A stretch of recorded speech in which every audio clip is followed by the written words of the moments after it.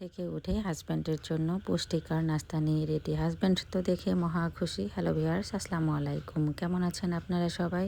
আবারও ধানের কাজ শুরু হয়েছে, কিন্তু এবার আর আমাকে করতে হচ্ছে না।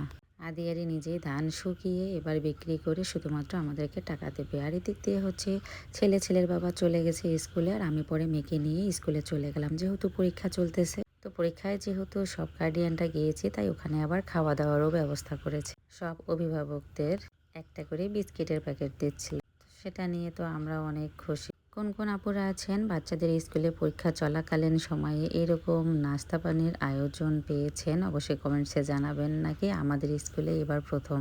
তো বড় ভাবি আবার গেল হচ্ছে আম কেনার জন্য ওখানে বাজারে, স্কুলের পাশেই বাজার। তো ওখানে হচ্ছে আবার সবাই মিলে একটু নাস্তা করে নিলাম, যেহেতু সকালবেলা বাচ্চারা কিছু খেয়ে যেতে পারেন। তো ওখানে গিয়েও আবার দেখেন দুজনের মারামারি শুরু হয়ে গেছে। এই দুজনের মিল, এই আবার অমিল। আর আমি কচুরলতি, শুটকি, আলু, কাঁঠালের বিচি দিয়ে রান্না করেছি, তার সঙ্গে পাতলা করে মসুরের ডাল। রান্না বান্না শেষ করে, খাওয়া দাওয়া শেষ করে আমার শাশুড়ি আমাকে ফল কেটে দিলাম। এরপর চলে গেলাম টাইলসের দোকানে খালা শাশুড়িকে নিয়ে। সবকিছু কেনাকাটা শেষ করে আসার পথে আবার ছেলের স্কুলে গিয়ে ছেলের সঙ্গে ছেলের স্কুল বাসে উঠে এই তো বাসায় ফেললাম। তো ওদের একটা মধুর খুনসুটির সময় দেখেন।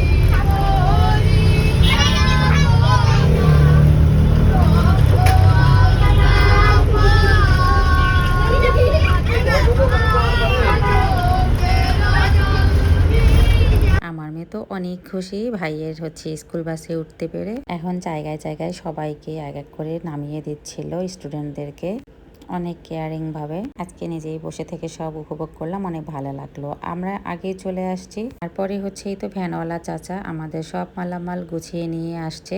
আমাদের এলাকার 3 জন ভাতিজা সহ চাচা ভ্যানটা নিয়ে আসছে, যেহেতু রাস্তায় আসতে কষ্ট হচ্ছিল। ভিডিওটা এখানে শেষ করলাম। কেমন লাগলো জানাবেন। ভালো থাকবেন, সুস্থ থাকবেন। আল্লাহ হাফেজ।